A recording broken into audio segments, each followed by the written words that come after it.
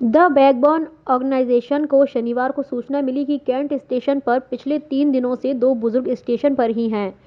सूचना मिलने पर द बैकबोन ऑर्गेनाइजेशन संस्था के सदस्य और आरपीएफ की जवानों ने मिलकर दोनों को आखिरकार नागपुर रवाना किया।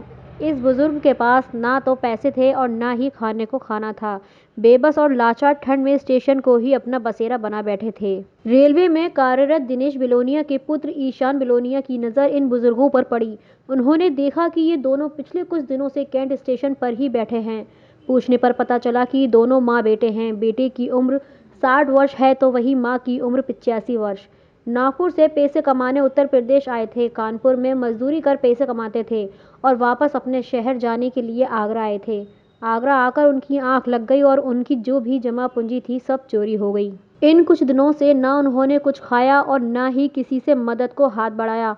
ईशान से उनकी ये हालत देखी ना गई और 3 दिन तक उन्होंने ही उनके खाने पीने की जिम्मेदारी ली। उसके बाद शनिवार को द बैकबोन ऑर्गेनाइजेशन को सूचित किया और मदद मांगी। सूचना पाते ही रविवार सुबह ही संस्था के सदस्य कौशिक, अमित, ईशा और गौतम स्टेशन पहुंच गए और उनकी मदद को जुट गए। मौके पर आरपीएफ जवानों की मदद मिली। आरपीएफ जवान मोहम्मद रफीक उस वक्त ड्यूटी पर तैनात थे और सबने मिलकर उनके हर ज़रूरी चीज़ का बंदोबस्त किया। उनके घर वापसी के लिए ट्रेन का टिकट भी कर दिया। जब उनको पता चला कि वे अपने घर जाएंगे तो उनकी खुशी का ठिकाना नहीं था और खुशी उनके चेहरे से झलक रही थी। द बैकबोन ऑर्गेनाइजेशन के सदस्य और आरपीएफ जवानों की मदद से दोनों खुशी खुशी अपने घर के लिए दोपहर को रवाना हो गए।